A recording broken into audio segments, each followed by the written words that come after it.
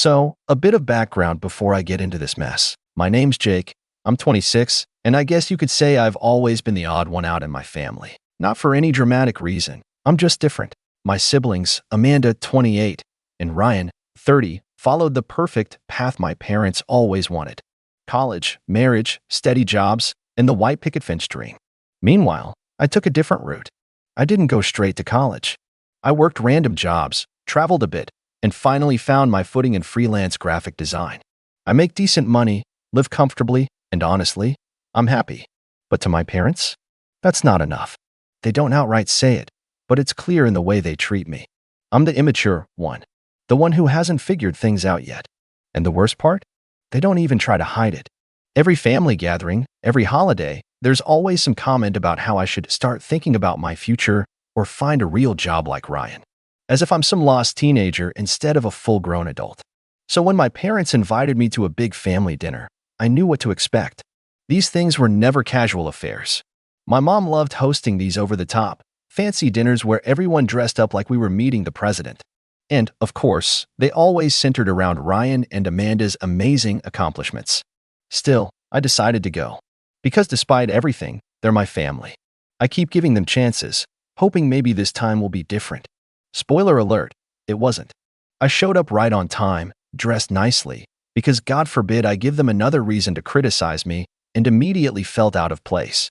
The house was buzzing with conversation, relatives catching up, glasses clinking, the smell of expensive food wafting from the dining room. I spotted Ryan and Amanda near my parents, talking to some of our aunts and uncles. As soon as I walked in, my mom's eyes landed on me, scanning me up and down like she was checking for imperfections. "Jake," she said, plastering on a smile. "So glad you could make it." "Yeah, wouldn't miss it," I said, forcing a polite grin. Dad clapped me on the back. "Hope you're hungry." We went all out this time. I nodded, making small talk with a few relatives, but something felt off. There was an energy in the room, something I couldn't quite put my finger on. And then, as we all started heading to the dining room, I found out why. The dining table was long, elegantly set with expensive plates and silverware. The main table had about 10 seats, all taken by my parents, Ryan, Amanda, their spouses, and a few other relatives.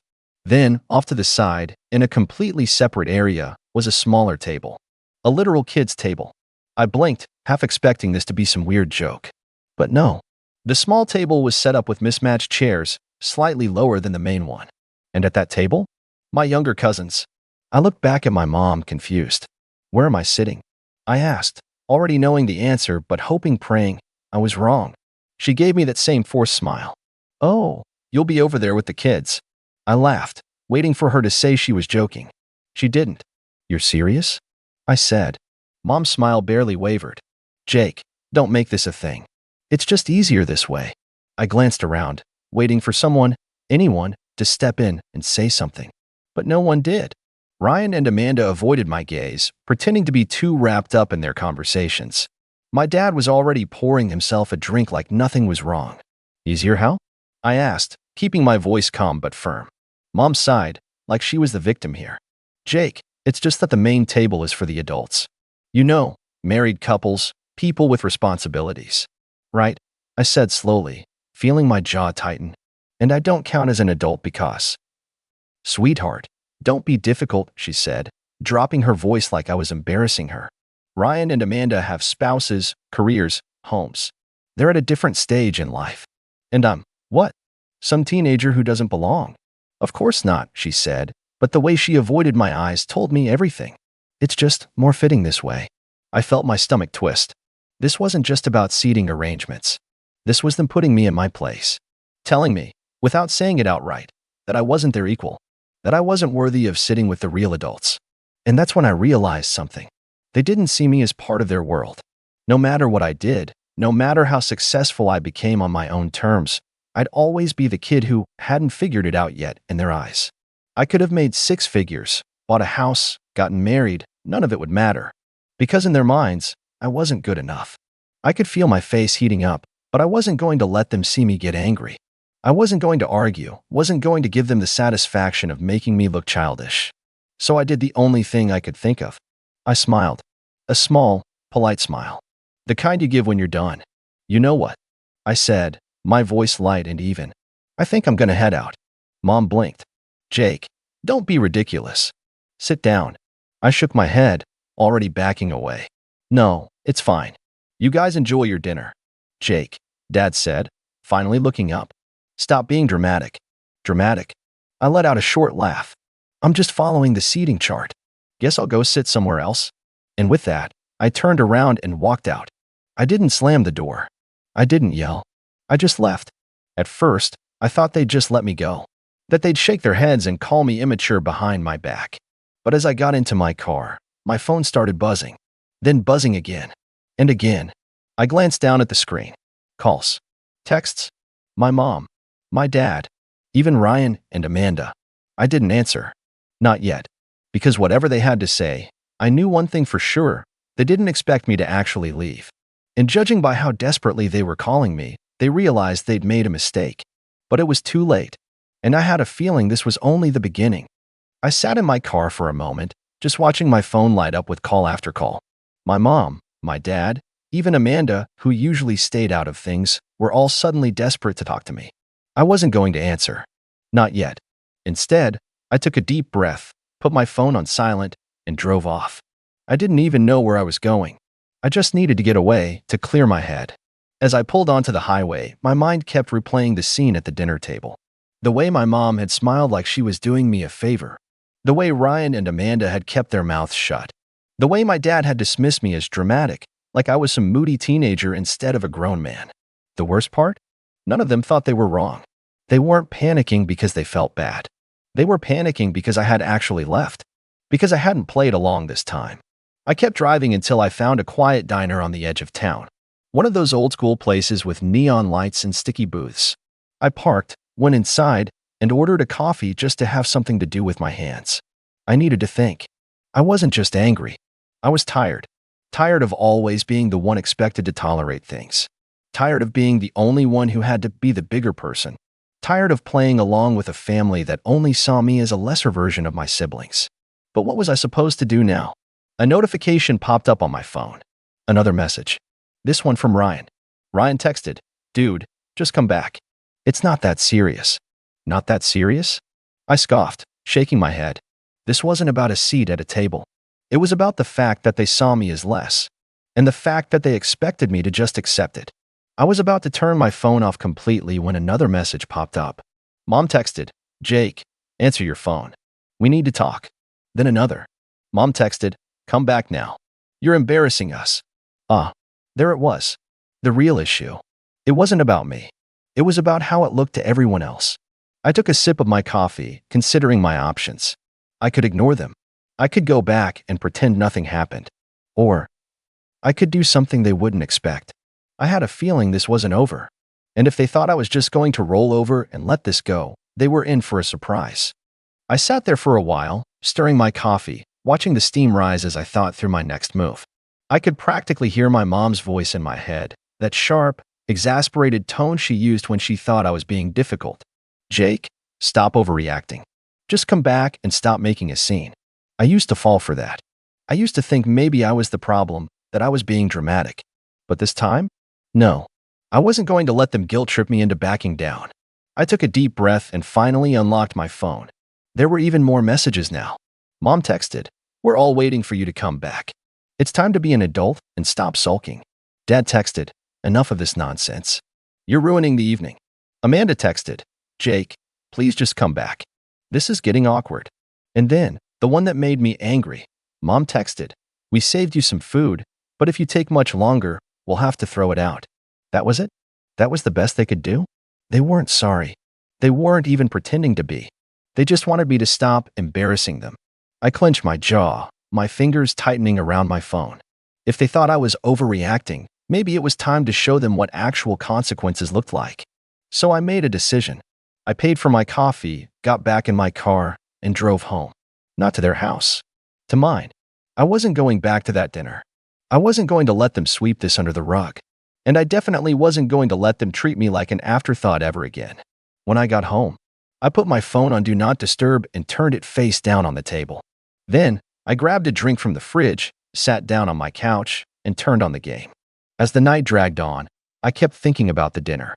My mom's face when she told me I wasn't mature enough to sit with the adults. The way my dad had rolled his eyes, dismissing my feelings like they were an inconvenience. And Ryan and Amanda? They just sat there, silent, as if it was normal to treat me like that.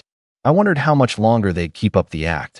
How much longer they'd pretend that everything was fine, that I was the one causing the problem. But the more I thought about it, the clearer it became. I wasn't the one causing problems. I was the one standing up to the problem. The phone buzzed again, this time from Amanda. I could almost hear her voice in my head as I unlocked it. Amanda texted, "Jake, seriously. I get that you're mad, but you're blowing this out of proportion. Just come back, we'll talk about it." I laughed bitterly. Blowing it out of proportion? I had spent my entire life letting things slide, biting my tongue while my family made me feel small. And now that I'd finally stood up for myself, they wanted me to just sweep it under the rug like always? No. I left her message on read. I didn't want to be the angry, dramatic one anymore. I didn't want to be the problem just because I wasn't okay with being treated like a child. But I was angry, and I wasn't going to apologize for it. The night stretched on, and the phone kept buzzing. Calls, texts, all of it. I ignored them all. At some point, my phone started to feel like an anchor, pulling me back into their drama, into their expectations. But I had made my choice. I wasn't going to go back. I wasn't going to apologize. And I sure wasn't going to let them pretend like I hadn't been treated like garbage. Then, just as I was about to start watching a movie to distract myself, I got a message from my dad. Dad texted, "You've gone too far this time. You've made a scene and embarrassed everyone. Come back and apologize, or this will get worse." I could feel my heart rate pick up. Get worse. Was he threatening me? Was I supposed to just bow down and grovel? The thought of going back and begging for their forgiveness made my stomach churn. It was as if they thought they had the power to control me, like I was just some kid who'd forgotten his place. I stared at the screen, my fingers hovering over the reply button. I wanted to fire back, tell him what I really thought about the way he treated me, but I knew that wasn't going to do anything. All it would get me was more guilt and more manipulation. Instead, I just turned my phone off. For the first time in years, I felt like I could breathe. The weight of their expectations, the constant pressure to be someone I wasn't, had been suffocating. But now, it was like a burden had been lifted. Maybe they didn't understand what was happening, but I did. I didn't need their validation. I didn't need their approval. I was finally doing something for me. Still, I knew they weren't going to let this go. I wasn't naive enough to think they'd just forget about it. They were going to come after me, each one in their own way. Maybe they'd guilt-trip me, or try to manipulate me with promises of family unity. Maybe they'd even pretend like nothing happened and act like I was the one who'd overreacted. But none of that mattered now. I was done letting them make me feel like I wasn't enough. The next morning, I woke up to more messages.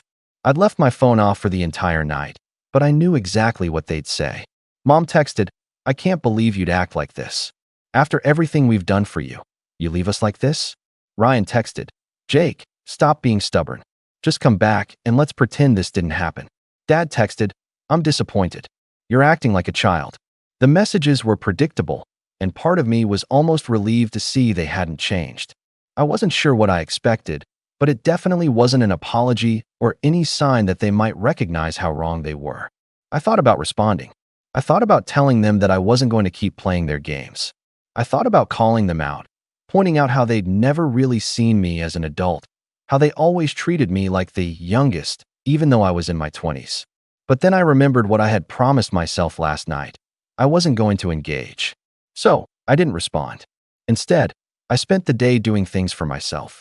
I went to the gym, grabbed lunch at a place I'd always wanted to try, and spent the evening reading. It was peaceful.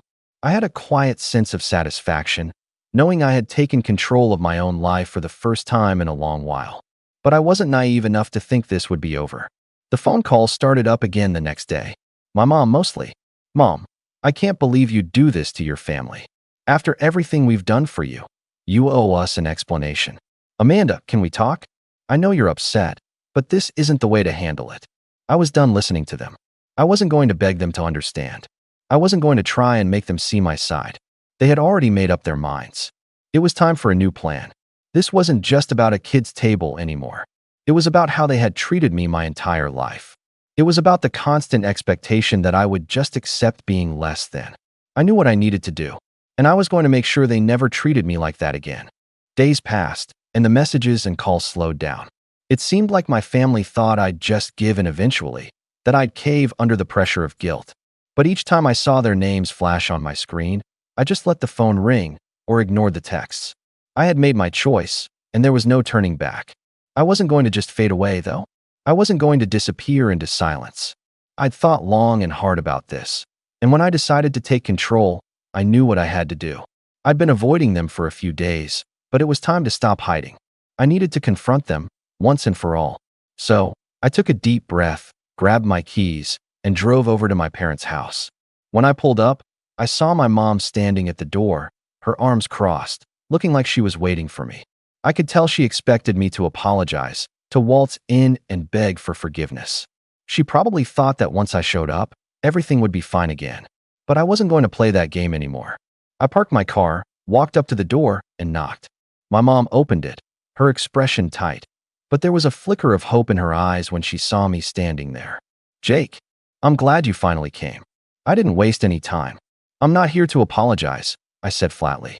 Her expression faltered, just for a moment. She recovered quickly, though. "What do you mean? You've been acting like a child, and we're all waiting for you to come back and make things right. This is getting ridiculous." I took a deep breath. This was it. I had been stewing in my frustration for years, letting it fester. Now, I wasn't going to hold back. "I'm not the one acting childish here, Mom. You and Dad have treated me like a second-class citizen for as long as I can remember. You've always brushed me aside like my thoughts and feelings don't matter." She blinked, taken aback. "Jake, that's not true. We love you. We've always loved you. We've given you everything we could." I shook my head. "Love? If you loved me, you wouldn't treat me like I'm not worthy of sitting at the table with you, like I'm still some kid who doesn't know what's going on. You tell me I'm not mature enough to sit with the adults, but you never let me be an adult. You keep me at arm's length, as if I'm not allowed to have a voice." Her face flushed, and I could see her struggle to maintain control. "You're overreacting. You need to calm down and understand that it's just how things are, tradition, and you're being difficult." "No, you need to understand something," I retorted. "I'm done being quiet about this. I'm done pretending like it's okay. For years, you've treated me like I'm less than. You've always given my siblings the benefit of the doubt while making me feel like I had to prove myself. And I've had enough of it." I could hear my heart beating louder, but I didn't let myself flinch. This was the moment.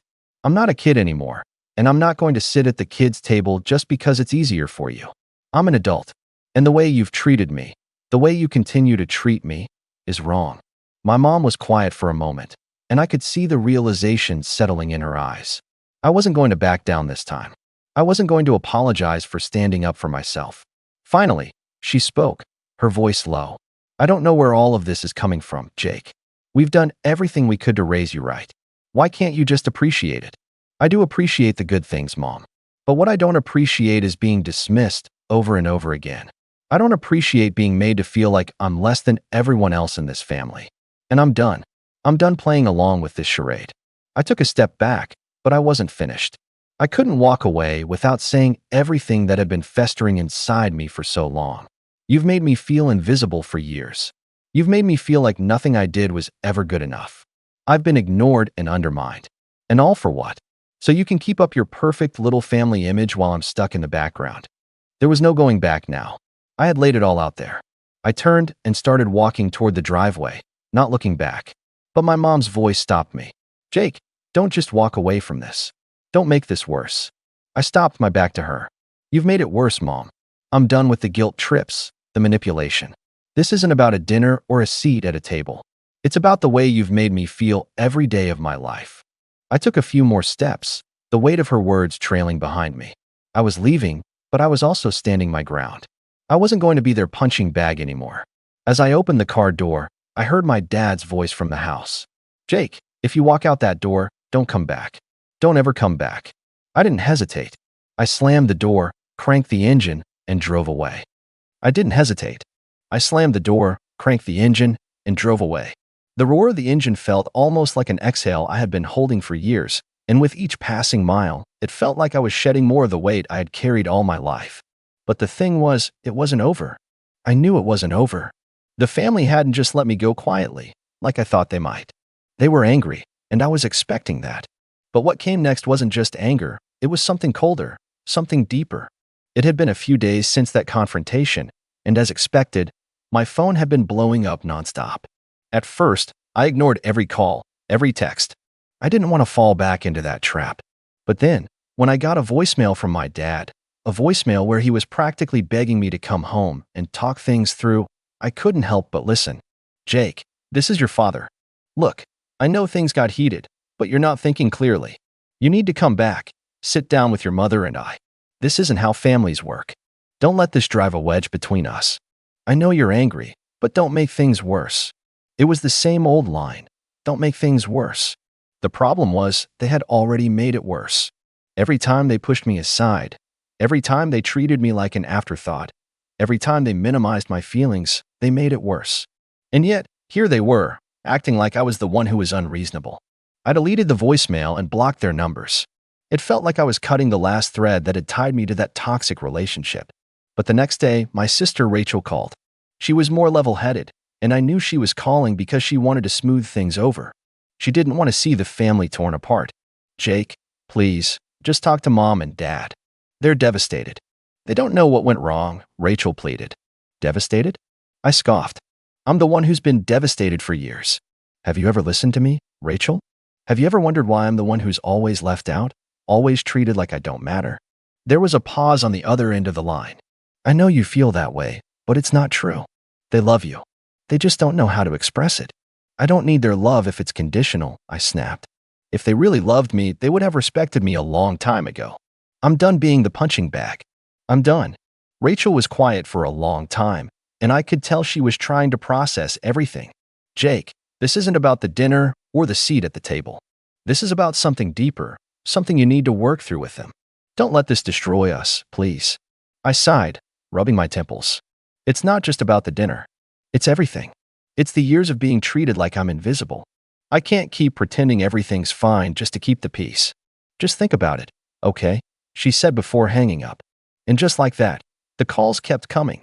My mom, my dad, my siblings, everyone trying to convince me to come back, to talk, to make it right. But as the days passed, I realized something. I didn't need their approval. I didn't need their validation anymore.